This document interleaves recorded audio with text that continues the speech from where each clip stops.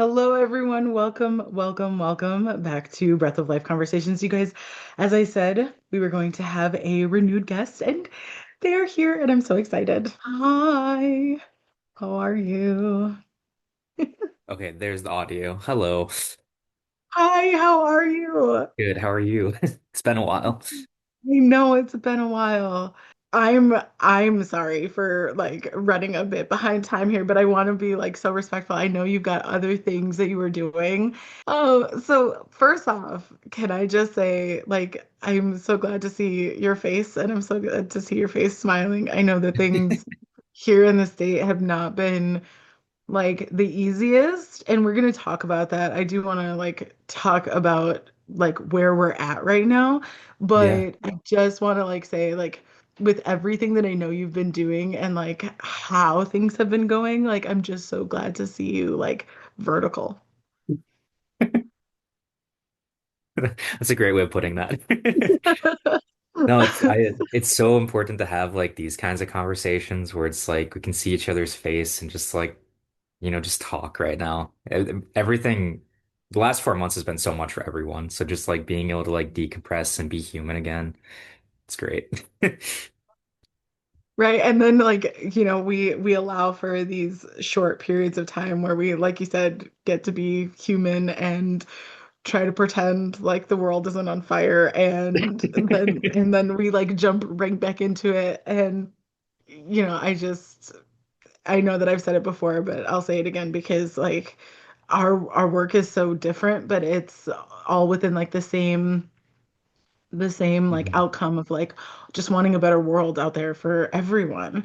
And yet like I still feel like every time I look at your content, I just immediately I'm like, thank God he's doing it. But I also know like how tough it is to do it, to have to be so in that space all the time. Mm. And so can we like, and obviously everything within your capacity, I don't want you to like feel like you have to say or go into anything that you're not in Mm. a capacity to talk about. But can you talk about where you and maybe even extrapolating, if that's more comfortable, to other independent journalists at this time of like, how are you guys doing? Like mentally, physically, in Yeah. in reality, if you can, like for as you know, like obviously, like I said, everything within capacity, Mm. but like giving people the understanding of like what you guys are doing and going through and where you guys are truly. Yeah. I think I mean, not to frame it as a loaded question, but it's a big question, right? There's so many different layers to it, and I can only like really speak to my experience and how I'm doing at this point. But, for so many it independent media isn't just journalism. So independent media again is like it's the journalism, it's reporting, it's like those who are documentarians, those who are photojournalists, those who are out there doing more of like the influencer work and like trying to just record everything that's happening, people that have just like committed to the media side of things to make sure that everyone knows what's going down and we have as much documentation as possible. And so like there's all these different approaches, and I think because of that, there's all these different experiences and degrees in which we face burnout and the levels of capacity that we have.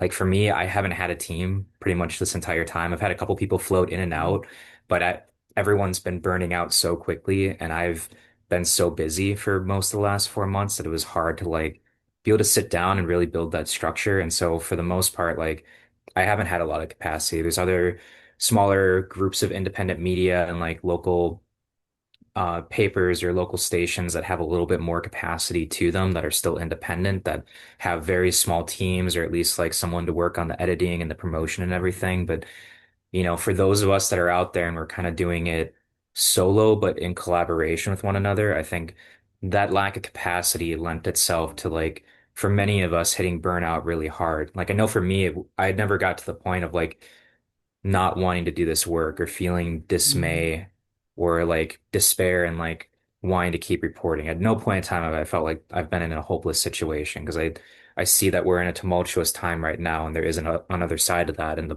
importance right now is to get as much information out to the public as possible to organizers so that way they can prepare in their own cities, to other independent media so they can keep reporting on that story.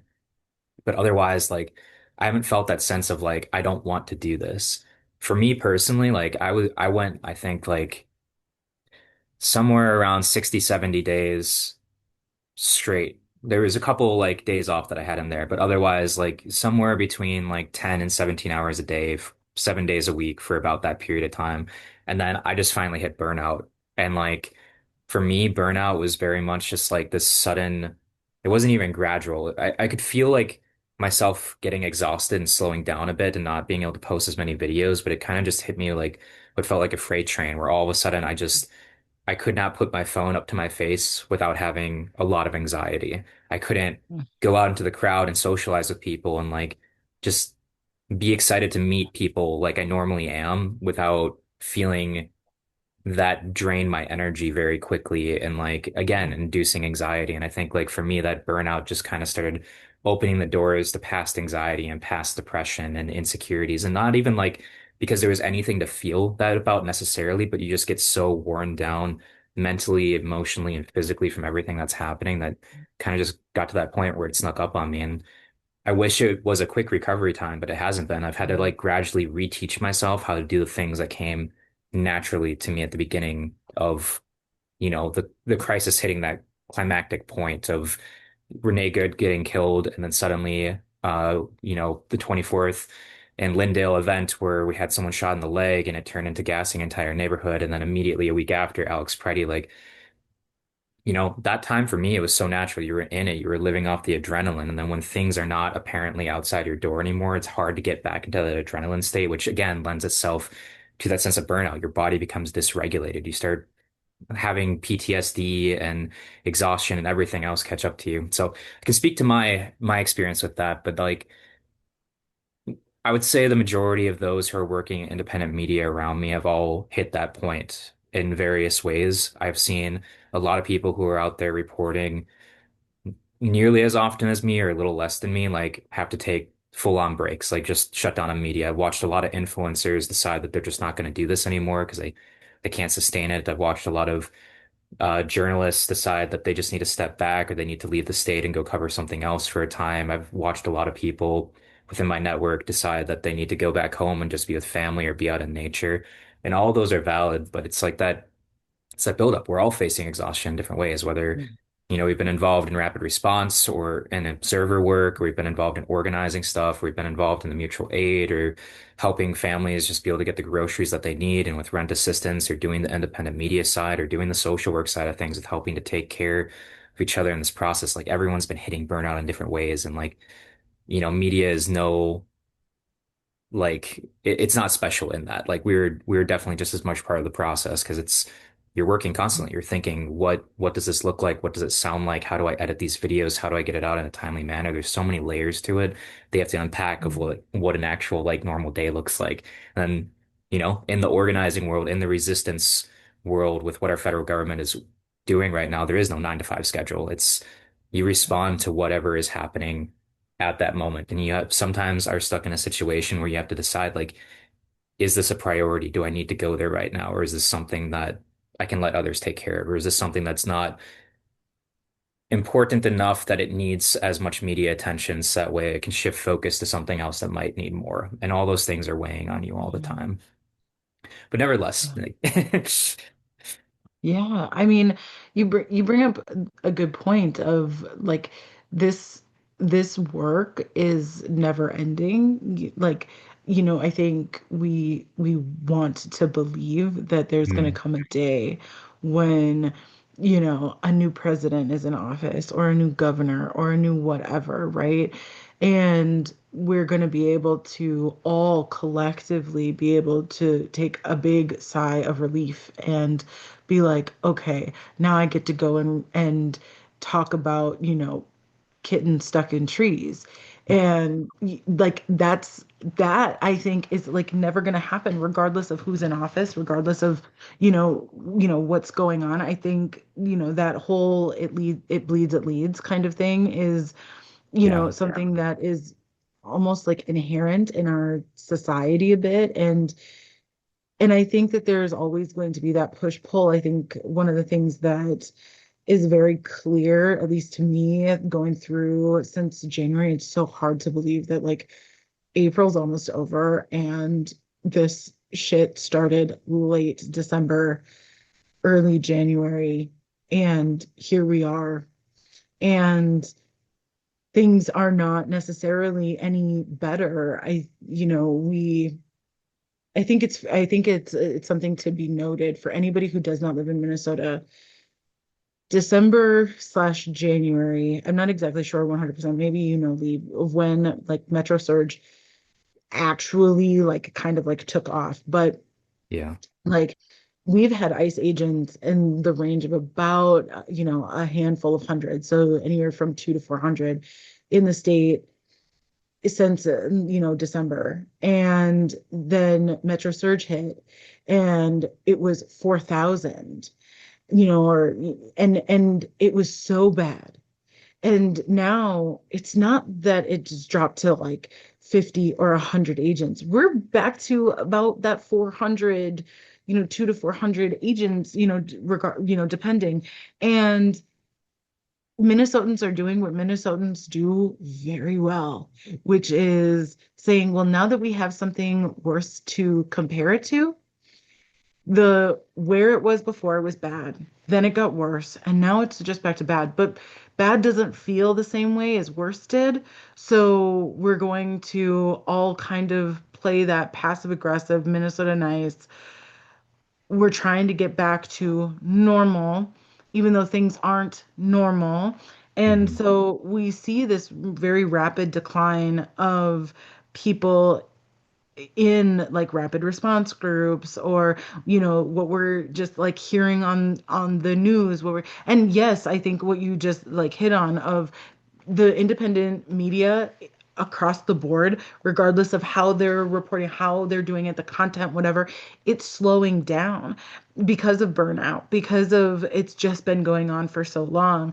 But I also think that there's this other aspect of it of like, we really, really want to believe that this is like getting to a space where it's quote unquote livable. But Mhm. livable for some people is not actually livable. And so I'm seeing people who are in this independent media situation fighting with like just the natural like pull of energy within their bodies and outside of it, of being like, I get it that this is not sustainable, but we have to. You know what it reminds me of? I don't know if you ever saw the movie Hacksaw Ridge with Andrew Yeah. Garfield in it. Yeah. Yeah. And in that moment where he's like, just God, just let me get one more. And I feel like every time I see any of you guys that I've, followed through this whole thing, posting a video, I can just like see that that's kind of like the internal like prayer or mantra that you guys are doing. It's like, let me get out one more video. Let me get out one more thing, because who knows if that's going to be the thing. And it's like so inspiring, but I also know it's so exhausting. Mhm. And so I'm just curious, like, how do you feel about where we're at sitting currently, just from that standpoint? Yeah. I mean, honestly, bringing up Hacksaw Ridge is, you know, pretty ironic at the moment because I would say like in my mind when I am doing this work, no matter how exhausted I am, whether it's a case study that I know needs to have light brought to it, which I have a meeting about today, more case studies that we need to get media attention on right now because they're life and death situations for a lot of them, where it's trying to get out to one more protest or it's trying to like get out one more video reminding people of like the sheer amount of ICE activity that is still happening even now. Like that is exactly what plays out of my mind. It's just like just one more. I just need to get one out today. I just need to get through one 3 minute clip. I can edit it. I can take my time. I need to get one more done, one more life that I can hopefully try to help. Like, and that's not to like frame ourselves as heroes or anything either. And I think oftentimes like seeing comments of a lot of people that do independent media that you are a hero, you are a leader in all this. And I urge people to think critically about that because we're one role within the overall system that makes up the ability for the community to resist right now. And our role is to help make sure that others see the work that others are doing. And it's more of a symbiotic relationship than anything else. It's all of us working together to create that overall force that can be able to respond to whatever crisis is happening in the moment. But things are really complex right now. It's like, I mean, I would even err on the side of caution with the idea that we're down to 200 to 400 agents within the state right now. Personally, I would still assume that there's anywhere between 2 and 800, and they're just spread out. Majority of Yeah. the vehicles have been moved away from the Whipple Federal Building, but we still know that they're operating out of hotels all over the state. We still know that there's ICE activity happening every day. I was talking to someone who is actively involved in Southside Rapid Response in Minneapolis a couple days ago, and he was telling me that he lives about an hour and a half, 2 hours away from the area. He grew up there, so he comes down just to do rapid response. Mhm. And he was telling me that within, you know, 5 minutes of hopping on the call, they had already identified three ICE vehicles, confirmed ICE vehicles in the area.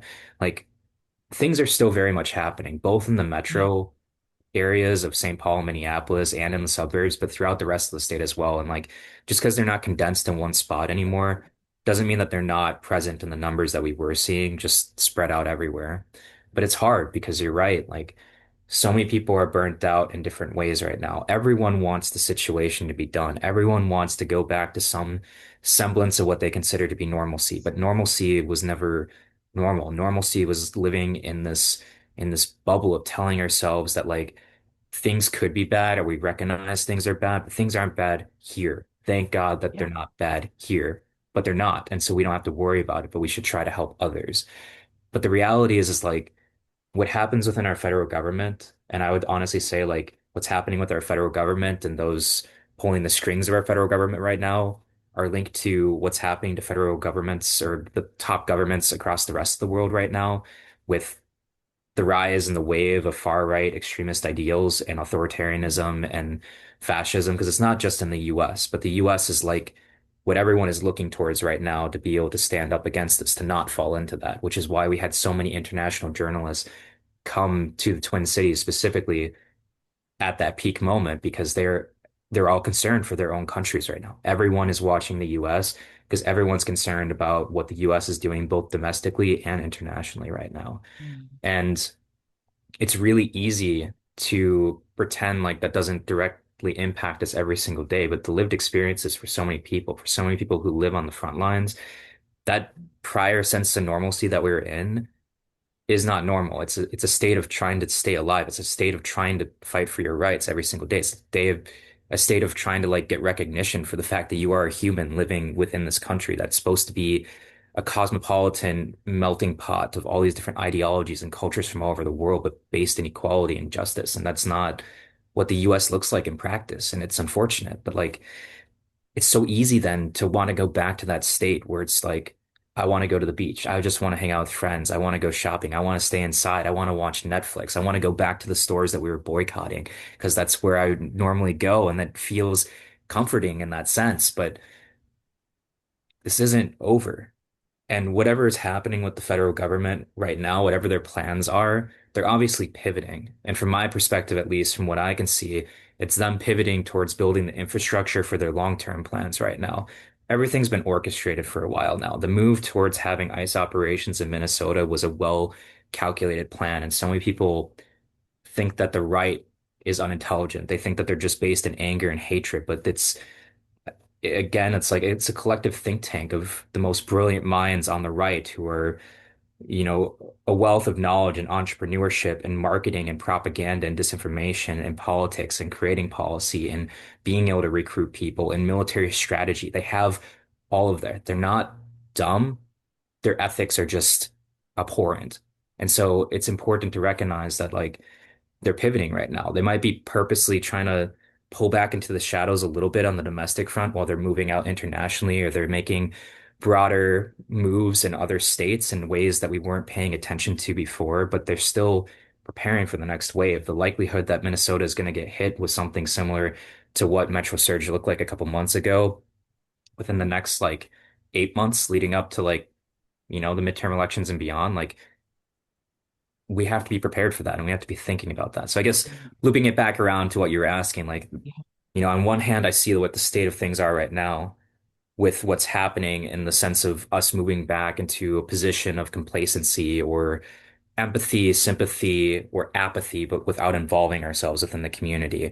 And so we're losing our ability to know what's happening because we don't have people on the ground everywhere. We don't have media that can continue to cover things, not even because independent media doesn't want to do it, but because independent media doesn't have a lot of capacity, which is why the legacy outlets oftentimes outlast so many of us, but they've shifted the news cycle. They're focused on other things now.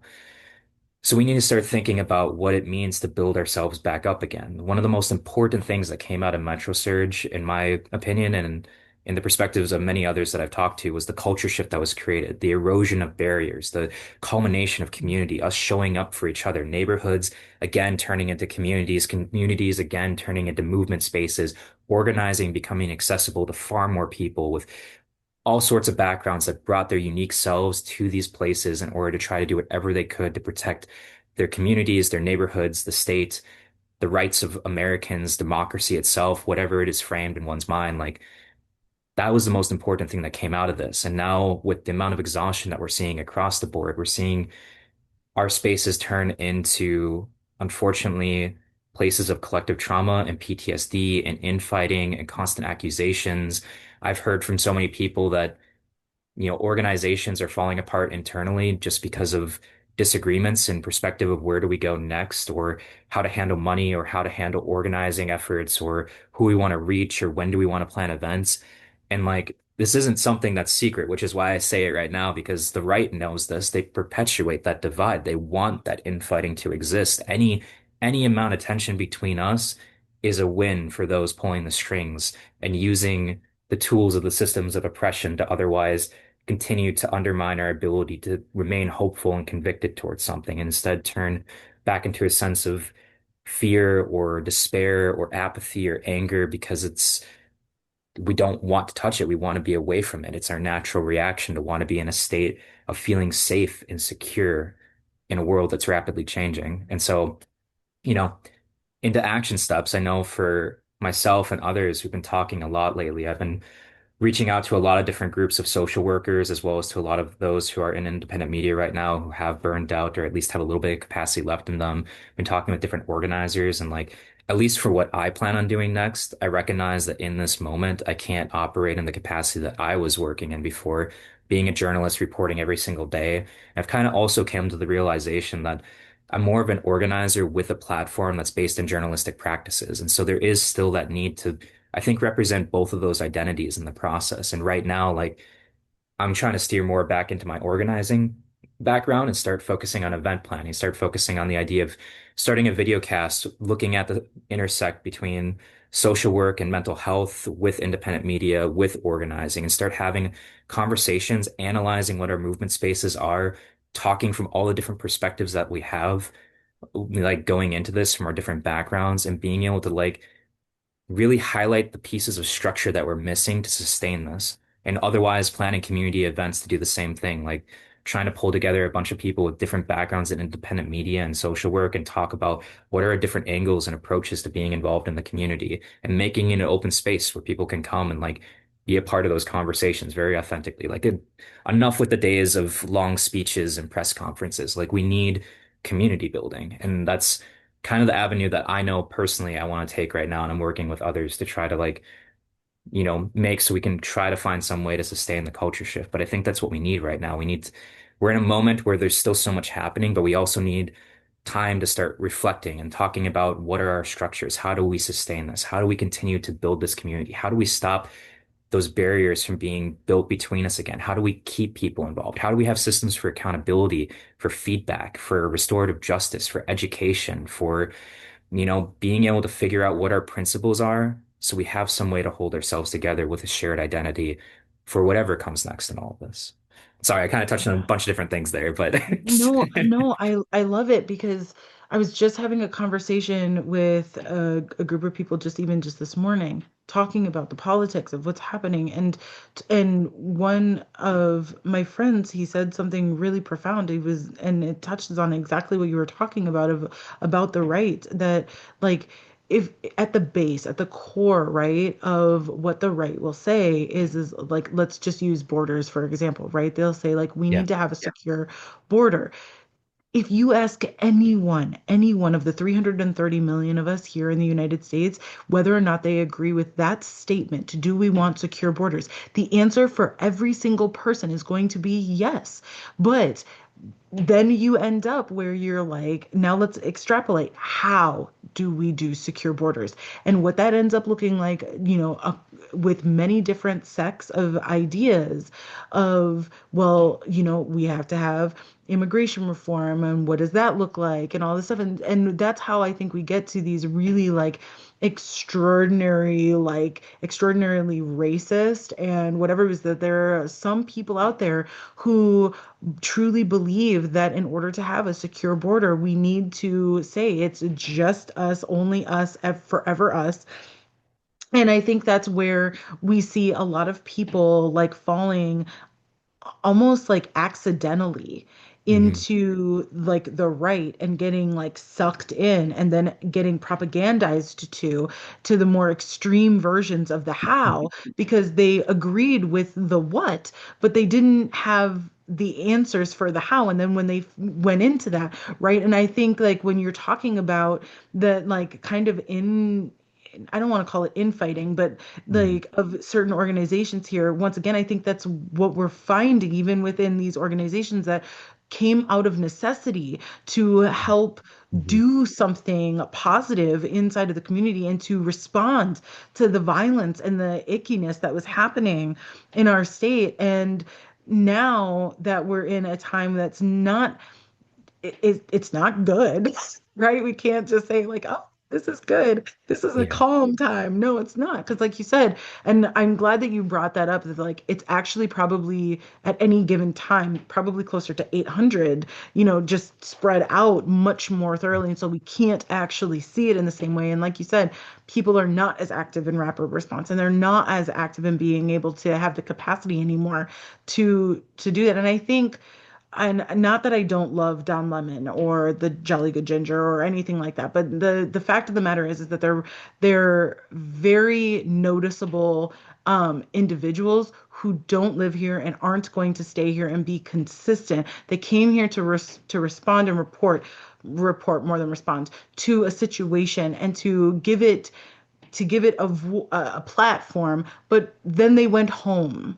Hmm. And yes, while, I think about like Don Lemon's situation where, like he's under like the whole legal stuff, the fact of the matter is like he's going to deal with that and then he's going to go on and he's going to continue reporting on other things that he finds important and whatnot and that are important on a national stage. And they're not here.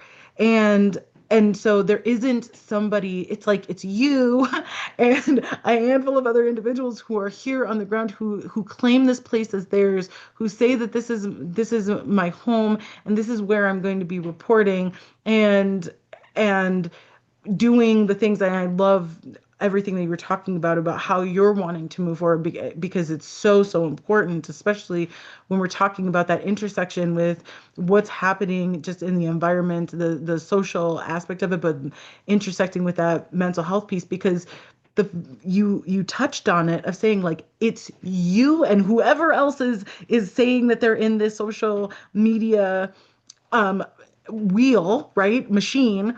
And there's nobody behind you that when you guys get burnt out can step up and say, like, we're gonna take over until you're good. Yeah. Right? There's no second shift to take over at night when you need to take a break and then you can step back in the day so that they can rest. And I I don't know what the answer to that is. I wish that I did. Um, because it's needed, it's necessary. But I I do think that there is just looking at how we're responding as a people, Hmm. like I can't be upset by people who are saying like I just need to go back to some level of normalcy and at the same time me being like but this stuff isn't over yet.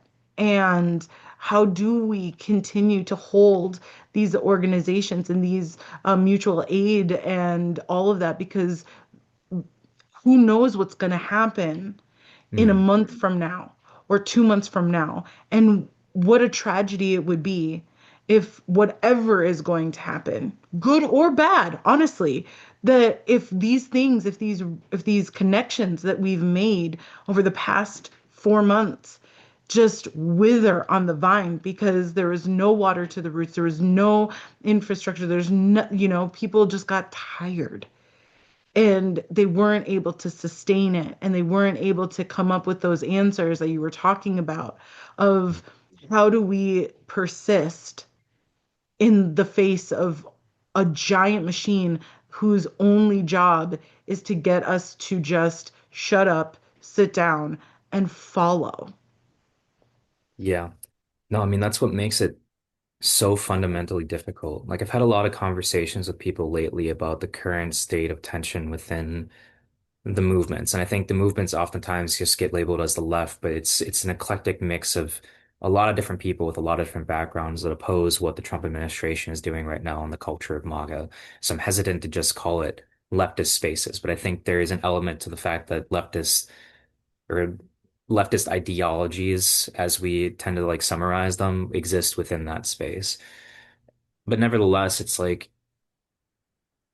yeah, this level of exhaustion has put us in a place where we need to be thinking critically about what the next steps are. And I think it's really easy, again, for us to, in a sense, like fall ignorant to what the right is actually trying to do, or rather to what these people who most likely, speculating here, operating as a shadow government behind our own government are orchestrating at any given point in time. Like I see so many people misplace a lot of the blame or fear or the causation for what's happening right now on Trump alone. I don't think that Trump is that intelligent. I think that he's a guy who has a lot of money and a ton of influence because of his connections, and he built a cult of personality around himself. It's the populism as we label it now, in the same way that Mamdani came to rise in New York. Like Mamdani had a whole team behind him. He is a brilliant politician. He's clearly an organizer, well versed in so much, but it's the fact that he became a popular figure, a celebrity. He touched people's heart by being anti-establishment that got so many people to rally behind him, not only within his own state, but across the entire country. And quite frankly, we don't give enough conversation towards the fact that that's exactly what happened with Trump too. Trump got into power based on appealing to all these feelings of frustration that so many people on the right have right now. They, just as much as people on the left, do not trust their current political system. They don't trust their federal government. They don't trust their politicians. And Trump rose to power building off of that, being an anti-establishment candidate and building that cult of personality around him.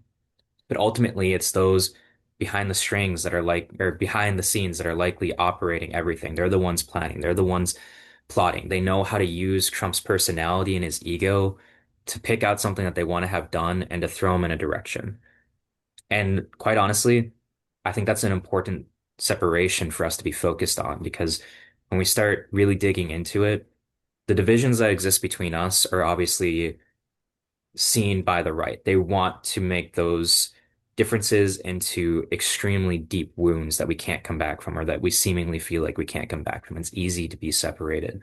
But it's the same thing between right and left as well. Like the number of ICE agents that were recruited and sent here, behind the scenes, they're probably given lines upon lines upon lines of propaganda saying that we are dangerous. We are domestic terrorists. We are going to harm you. We are going to dox you. We're going to find your families. That's probably the lines that they were told about the left. So when they got here, they're just as scared and as tense about us as we are about them. And it creates a whole new line of division.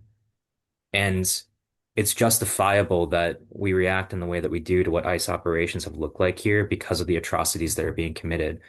But it's also most likely a distraction being used by the right and their propaganda chains to otherwise keep us from putting focus on those who are pulling the strings.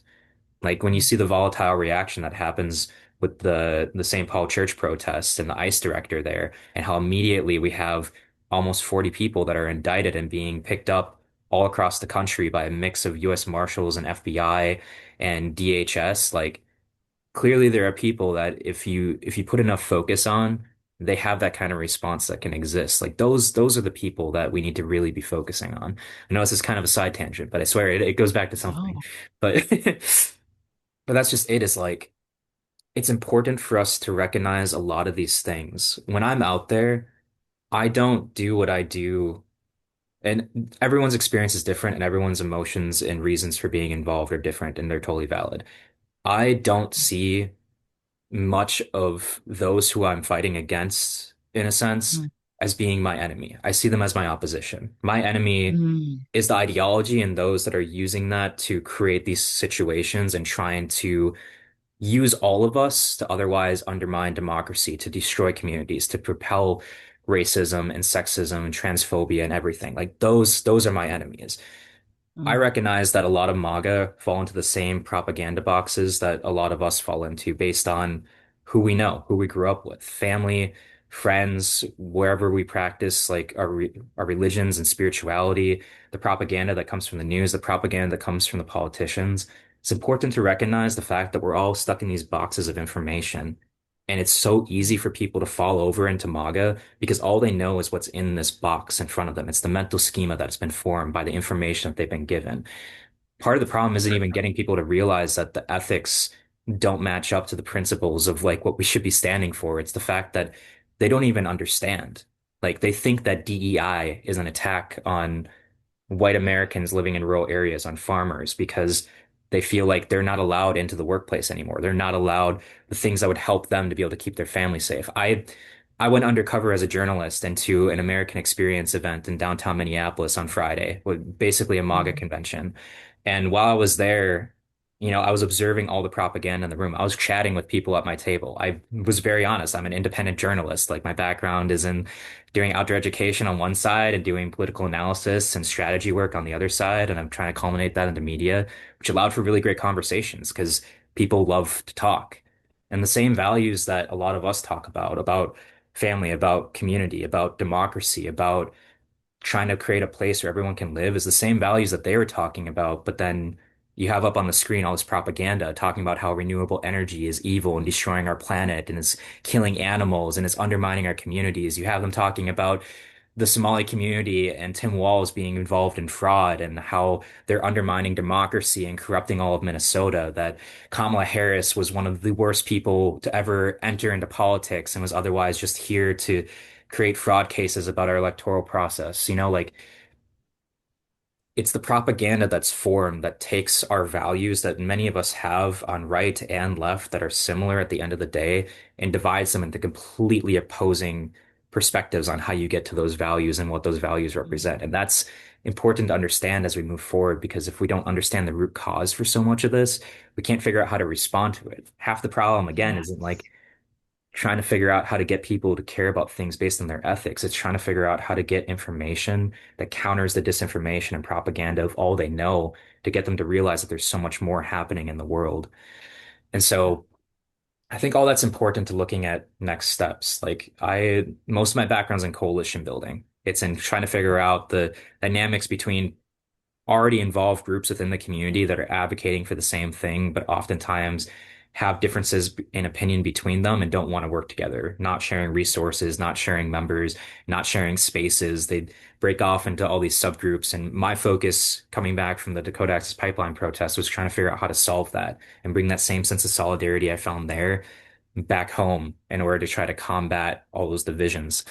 In the process of doing that for so long, I realized the importance of a subset of organizing called systems organizing, which is analyzing what the right does in practice and what business strategies are in place and trying to take those infrastructural pieces and apply them to our movement work on the right. Or I'm sorry, on the left, not on the right. Apply Yeah, them to yeah, our yeah, movement yeah, structures on the left. Like, how do we create systems for yeah. communication? How do we look at group dynamics? How do we go about marketing? How do we go about entrepreneurship? How do we look at sociology and psychology within the movement? So many organizers get involved not because they go to school for it, but because they're people who are actively involved in the community and want to create change, but they don't have those foundational pieces behind them. They don't understand management. They don't understand conflict resolution or positive feedback culture right away. It's something that has to be learned in the process of doing.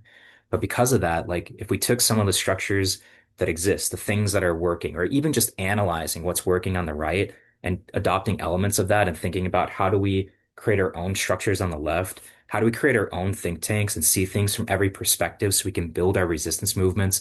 So we can look at the 3D chessboard and see what our opponents are doing and break it down so we know how to respond to it. That might be one of our best avenues to actually being able to not just be on the defensive and be reactionary and be built into burnout culture, and instead be able to start planning proactively and being solution oriented and action oriented towards how can we get a step ahead of them so we can build up our communities to be able to not only respond to crisis, but to be able to sustain the culture shift by, basically undoing the things that have otherwise been put in place that prevent us from getting there. Like a big one, and then I'll stop I'll stop rambling here in my essay format. But Good. like, You're good.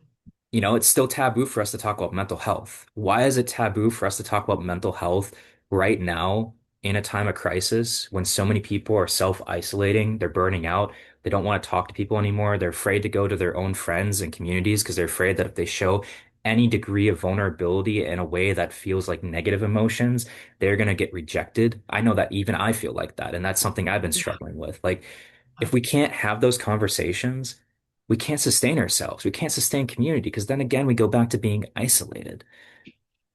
Trying to figure out those things, those structures to be in place, the ways that we can, again, come up with shared understanding of like what are the principles that we base ourselves in? How do we have conversations? How do we debrief? How do we learn from mistakes? How do we look at what's happened in the past and other crises and what's happening now and adopt that? And most importantly, like understanding the fact that every single time we've been through a crisis, whether it's COVID or everything that happened following George Floyd's murder, or, like going into, Operation Metro Blitz in Chicago and then Operation Metro Surge here in the Twin Cities. Every single time we have this opportunity where a culture shift has been started, where people have built infrastructures for rapid response, for mutual aid, for coming together. It's just eventually we hit this point of burnout because we don't know how to sustain ourselves, that we end up losing that culture shift and going back to the way it was, not perfectly, but very similar to how it was prior to those points in time. This is our opportunity right now to try to find a different direction, to try to address the things that normally aren't addressed after the crises that have like preceded this in the last like 10 years. Like, let's get social workers involved in helping to heal our community now. Let's get conversations about the intersect of organizing and media and how we can work together instead of them being separate bubbles that don't interact. Let's have the hard conversations with people in the community now about the fact that this isn't over and we need to find ways to continue to be involved. You can't just show up for your neighbor for a month and say, they're my community and I did my part. We show up for each other every single day because we live together in a shared space. It's a learning process. So how do we break that now? That's kind of like what my head is going on at this point. So Yeah, yeah, I'm because like you said, and I thank you for bringing it up about that even today in modernity, when we have so much conversation and rhetoric and even propaganda in some Mhm. forms, in some places about mental health, that we still have problems with talking about it. I remember, and I hope you're okay. I mean, I would assume you're okay with me saying Yeah. this. You put it out on social media of like, you had, this was a few days ago, you had multiple stories where it was just text on stories Mhm. where you were saying to the world, to your platform, saying, you know what, this is where I'm at. And if you don't like it, too bad. This is my truth. And in all honesty, you were so honest about the fact that to the people closest to you are like, to those of you who are in my life, I'm not comfortable coming to you because there is a perception and I am not trying to explain every little facet of this. I'm trying to be honest about where I'm at, but like at the same time, you don't get to sit here and tell me that Mhm. I'm wrong or that I shouldn't feel this way or act as if I'm not doing enough or whatever. And granted, I'm like paraphrasing all of that, guys. He did not actually like say like all of that. I just want to give like the feeling behind of like what it was that he was saying because and I read that and I understood it and I was like, yes, Lee, go. I was like, say the thing that can't be said because like it's so true. But I and like for like my own person, I literally was sitting in. So for anybody who doesn't know by this point, I still, in addition to owning my own business and doing Breath of Life, I still work as a fairly full-time ER nurse and sat in my nurse manager's office and had her tell me like, Abigail, it's okay for you to get angry. And I was like, in what world is it okay for a black woman to get angry? Like, and I was like, and I'm a light-skinned black woman. I was like, you guys give me a little bit more leeway than you would if I looked like Viola Davis. But at the end of the day, like if I were to actually get angry about anything in a real way, that would look like something that no that has been programmed into society for everyone to be very upset about. And so what does that do to my mental health in saying like I don't get to show that and I don't get to be that. I don't get to have a very natural human emotion. And here we are, like you very naively acting as if this should just be something that is like okay, just because me sitting here in front of you, I seem non-threatening right now.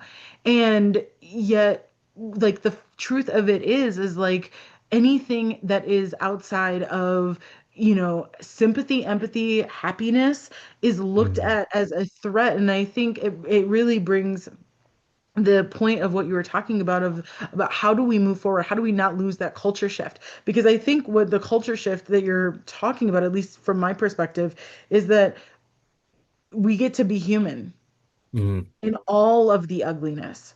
We get to be burnt out. We get to be angry. We yeah. get to be upset. We get to cry when it seems like there should be nothing to cry about. We get to laugh when there seems to be nothing to laugh about. And we get to take a break. We get to stop, but we also get to go full bore 100%.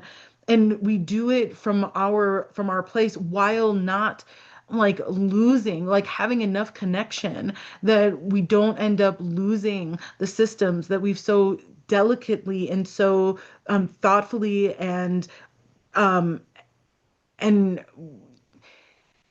and so fiercely put into place.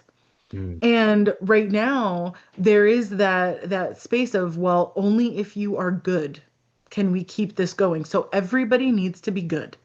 Everybody needs to be good right now because if you're not good, then how the hell do we sustain this? Except for the very culture shift that we were going through was through a really difficult time when we were all really angry, when we were all really upset, when we watched somebody, multiple people, die in real time on the internet. And it was right there in our face. It was right there in our hands, or you were right there on the street with them. And there was nothing that you could do. And so, except for be human in that moment and let that be the thing that brought us all together. And we were really hoping, some of us, that it would be enough to keep us together. And we're finding that in many spaces, it's not. And we're going to have to critically think about how, if that's not the thing that keeps us together, that keeps these organizations, these protocols, these spaces, these mutual aids together, then what can, what does? Because yeah. there isn't the level of money that the, big organizations, the big, people have. We don't have that. We don't have, we're gonna have to come up with a different system. And and I think that you're absolutely right about not placing all of the blame or all of the whatever onto the figurehead of the US because at the end of the day, it comes down to who's in the state, who's at the local level, who's who's making the everyday decisions, and even in some ways blocking some of the things like you talked Mm, about how the sheriffs and the county police departments and things like that have now decided to say, well, we went from not saying anything to now actively working against, once again, against the people instead of, holding up that we serve and protect. And it just seems like you serve and protect your bottom line. yeah. And Yeah. so yeah, I think we're, I would love to say that by the end of this, you and I could come up with the answer to all of these like problems. And unfortunately, like it's a much larger conversation than just this. And I hope that people continue to have it. And if Mhm. you're listening to this and you do happen to be in a position of extraordinary grace and having an in to some of these more local spaces, that you bring this stuff up, particularly in the sustainability. What Lee was saying is absolutely correct. The sustainability of, we cannot lose this momentum in terms of, we need to stop looking at our neighbors as the enemy. They may not have the same exact belief systems as, but they're just the opposition. But that doesn't mean that we can't figure out a way to continue on Mhm. and make the most of things. And I am curious and wanting to hear your thoughts on, if we want to kind of put this into not necessarily like a peachy light, but if we do want to if we do want to say, like, where do we go from here as far as next steps? Because I think that people are like, you know, if you tell me one more time that it's, rapid response or whatever, okay, we get that. But I think you've touched on a couple of different things, and I'm just interested to know, like, if we are looking at sustainability and if we are looking at that idea of like the mental health aspect, and we're looking at saying, screw the federal whatever, like, until they're, here, boots on the ground, which obviously we know that they are, but like, when we're looking at our communities, when we're looking at our cities, when we're looking at the fact that we're here and we're here every day, what do you think is a couple of different ways in which you think that Minnesotans should be responding in their everyday? Like, what do you think that people should be doing? Yeah, I think I want to preface that by saying, like, I think it's really important to recognize that none of us necessarily have the answer to how to sustain our shifting culture right now, how to sustain the way in which we resist in a way that doesn't come to this point where with what we're faced with right now, where everyone is so burnt out, where tensions are high, where we're exhausted. In the same way that none of us know how to fully dismantle the systems of oppression yet. We're all trying to figure out these things right now. That's the important part of it, is even if we don't know the answer yet, let's figure it out. Let's try things. Let's make mistakes and learn from it and be open to learning in that process so we can at least be making progress. Because that is the most important thing in all of this, is like none of us necessarily know how to solve anything, and none of us can change the world on our own or solve all the problems on our own. It takes all of us collectively working together, building teams, figuring out new ways to bring in the sources of knowledge and lived experiences that we have to these spaces to be able to come up with solutions, or at least action steps that hopefully help us work towards potential solutions, whether it's in the short term or in the long term, and hopefully both. And there's a lot of really great things that are being done right now that honestly aren't getting enough attention. And a lot of that serves the fact that, again, media is burnt out, the news cycle has ended, and it's really hard for those who are still involved to be able to make the time to both do the work and also find ways to go and advertise those things, because but like in a sense of like the couple hundred people that are now involved, like in planning so much of what's happening in the community versus the thousands that were proactively engaged from a couple months ago. These people are convincing themselves that they need to take on the role of 10 people every single day. There is no stopping. I hear from so many people like, I know that this person is burnt out right now. I know that they're stepping back, but I can't because the fight's not over. It's not going to be over, and someone has to do it. Like paraphrasing, but almost to the literal words as to what I've been told by multiple people who aren't even connected with each other. And that's the Mhm. thing. It's like we need to be able to help take the weight off of one another so we can do the things that we're really good at and let others step in to do the things that they're really good at, but all be coordinating the process. So right now, like looking at Back Pocket Vintage, looking at Smith and Kitten, looking at a few of the other mutual aid hubs in the cities, there's a lot of need for support with rent assistance right now. There's a lot of families that are still struggling because of the economic ramifications of everything that's happened from Metro Surge, that need funding to be able to keep their families safe, to get groceries, to be able to pay their rent right now. Because unfortunately, Mayor Jacob Fry, does not care about whether or not people get evicted. He does not care about rent assistance. He has completely failed the community for a second crisis now in a row.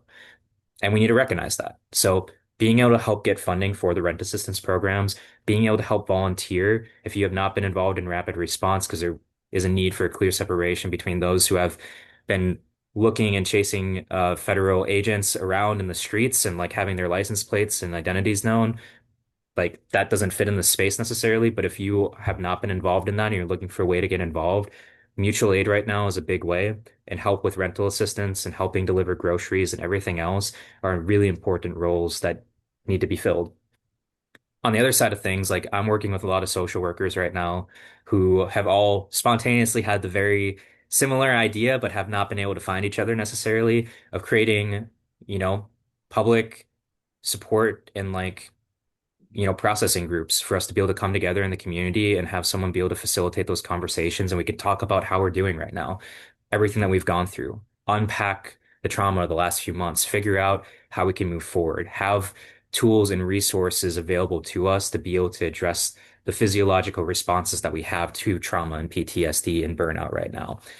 I know I'm working on setting up those with two different groups right now. I have two different sessions that are coming up, I think on the 27th and 29th, that I'm going to promote on my own page for people to come and join. I'm going to take part in it. I think it's important for me to talk about my own burnout and anxiety and depression because while a lot of people see me on camera and think that I'm some local celebrity, I'm literally just a human and an organizer with a platform that evidently is decent at communicating things at times when I'm not, overly caffeinated in the middle of a podcast. So, like, come join those spaces. If you are a social worker or someone else with a background in event planning and putting together celebrations, if you are an artist, if you are a musician, reach out, help me, help other organizers start planning those community events where we can come together and heal. If you're someone with a background in facilitation, in management, in conflict resolution, and in communication, and just overseeing group dynamics in general. A lot of my understanding of group dynamics and leadership types and conflict resolution comes from my background in outdoor education expedition guiding, because we have to thoroughly study all of that in case anything happens in the backcountry and we need to sit down and solve those group dynamics. Like I learned about that working as an intern with Outward Bound before I ever learned it as an organizer. And if you have those backgrounds, we need help creating spaces right now where we can have those critical conversations to process, to debrief, to bring together not just organizers or activists, but organizers with activists, with social workers, with independent media, with local business owners, with people who have been helping send funds to the movements who can't leave their own homes sometimes, like for various reasons. Like all of these backgrounds we need to have in spaces that we can start talking and debriefing and thinking about what the next steps are. So in other words, like help us be a part of the process of sustaining the ability of us to keep that culture shift going and keep our spaces moving forward by helping us figure out what structures we need in order to build that, whether it's in a tech background or it's more sociology, psychology side of things, or it's an organizing background or management background. There's a space for everyone to step in right now and help us plan events that allow us to sustain community by showing up and being in community spaces where we can all be a part of that dialogue. Whether, again, it's being a part of these peer support groups, or it's being a part of the mutual aid efforts, or it's planning like, even potlucks in your own communities, or helping us create big community debrief sessions. Like, this is what I think is important to the next steps. And also, if you're someone that's been watching like my stuff or other independent media, and you really vibe with the idea of citizen journalism and independent journalists like stepping up and like talking about things, go go look up some articles, start reading about journalistic practices. Take out your phone, buy a set of lavaliers, ask some of the mutual aid groups if you don't have the funds for that, if they can help you get some, and start practicing. But base yourself in the commitment to always be telling the truth and basing things on what's actually happening so we can counter misinformation and disinformation. Because it's really easy to look at a scenario to be like, this is what I think is going down, so that has to be what is going down. Look at it from every angle, but start trying to report, start trying to dive into storytelling in whatever unique format you do, because we need that. And that would give a lot of us a break. And it's the same thing for all the other different, forms of how we get involved in resistance movements. Look to what people have been doing, and see how you could get involved and maybe take some of that weight off of others so they can recharge and you can take on that and practice. A lot of us got involved in new capacities or for the first time ever in whatever capacities people have joined in the last 4 months and just learned by doing.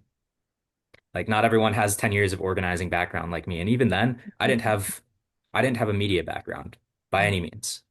I learned how to do this by doing it. And that's how it works for all of us. So finding ways to get involved like that, looking to what's happening right now, and most importantly, helping to make sure that when businesses or organizations or individuals are highly involved in the community or independent media are sharing opportunities for events or the news of what's happening or showing footage of what's going on still, that you are interacting with that in every way you possibly can so we can beat the suppression efforts that are happening online and get that news out to everyone else so people can attend these events, so people do get that news, so people can see that footage. Literally, and I know it's annoying for those who watch YouTube, you know, like, comment, subscribe, repost to your 100. story. It's all of that. It is, and I hear what you're saying too, of like it's annoying for all of us to have to keep saying that, but it's so important. It's so important because we've seen it. We've seen the suppression of through the algorithm, and there are a lot of people who believe that there's like some dark figure who is like pressing a button saying suppress the Lee Stedman thing or suppress this, and truly it's the algorithm.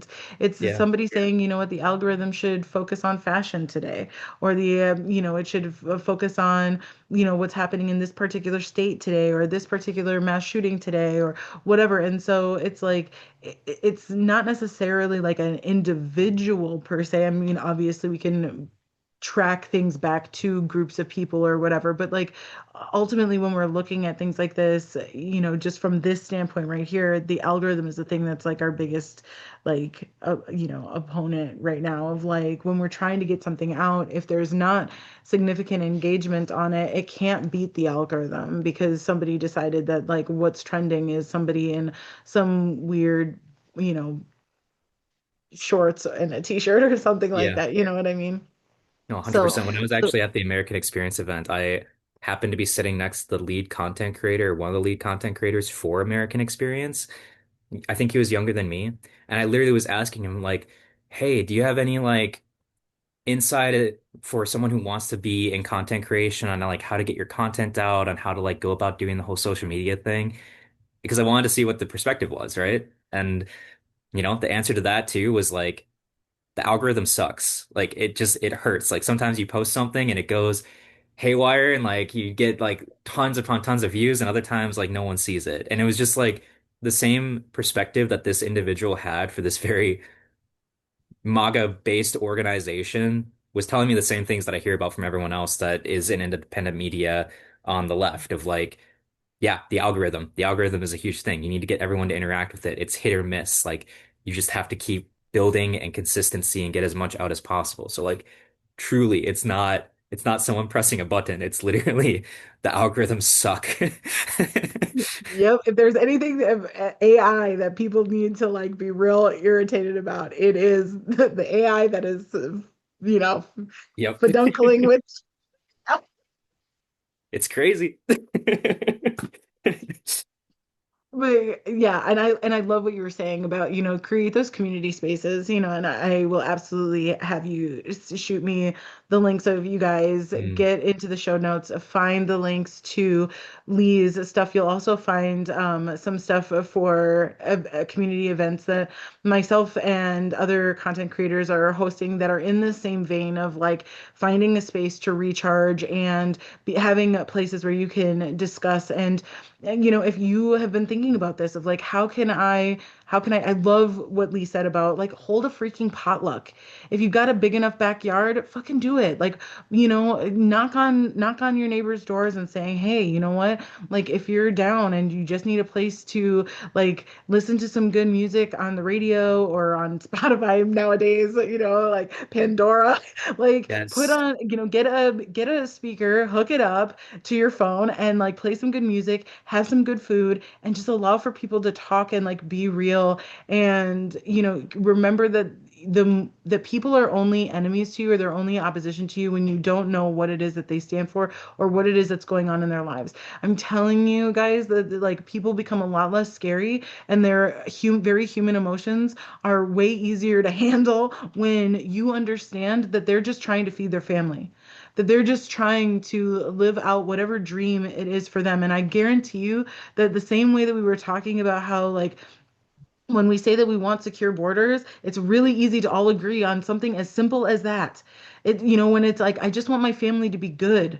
I just want to Mm. have enough money to be able to like be able to pay my bills and be able to pay my taxes and to be able to go on vacation once or twice a year. Like that is really easy to say, I get you. I get you. We don't really have to like dive deep into the hows necessarily, but eventually we'll have to get there, in certain spaces.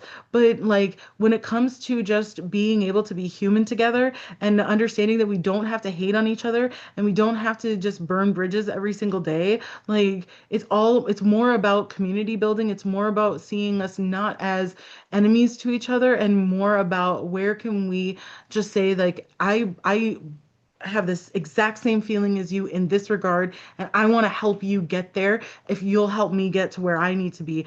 And and yes, I think that's the most beautiful way in terms of if there is any sort of answer at all to that question of how do we sustain this culture shift, that is it, guys. So it doesn't have to be big. It doesn't have to be big. It could be one or two, three, five people in your backyard, in your kitchen. Do it up, guys. Like remember that we're all human and that we're here for the exact same reasons.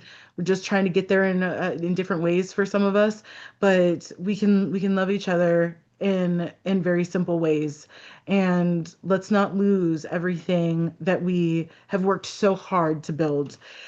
Lee, thank you so much for being here with me again. I know that I will probably have you on again in a few Would love months that. Thank you so much for having me. see where you are and to, help continue to push out all of the good that you're doing in the world and in the state. And once again, I know I've said it and I'll keep saying it, but I'm so grateful to you. And I just am so grateful that I was able to meet you and make this connection. And you know that I'm here for you if you need anything. So reach on out. I'm happy to promote whatever. And we're here. We're here to do Yeah. it. No, and likewise, seriously, I'm so grateful to have met you too, and thank you for everything that you've been doing. And same thing, like honestly, as I go about, the stuff that I'm thinking about doing with this video cast, I would love for us to collab on that and like have conversations because I think these are the opportunities we need. We're all doing our own thing, but when we do things collaboratively, there's so much more we can do. So, and I hope Yes, everyone who's yes, listening takes note of that as well, because literally go get to know your neighbor and figure out what you can do collaboratively. yes. All right, guys. Join me next week for our Shits and Giggles episode where I will probably dive into more about what I didn't like about my Las Vegas conference. But in the meantime, don't forget to get into the show notes and find all of the different ways that you can connect with Lee and all of his work and the events that are coming up, as well as the stuff that we here at Breath of Life are promoting and everything. So get into that. And as always, we will see you next time on the next Breath of Life conversations. Bye, y'all.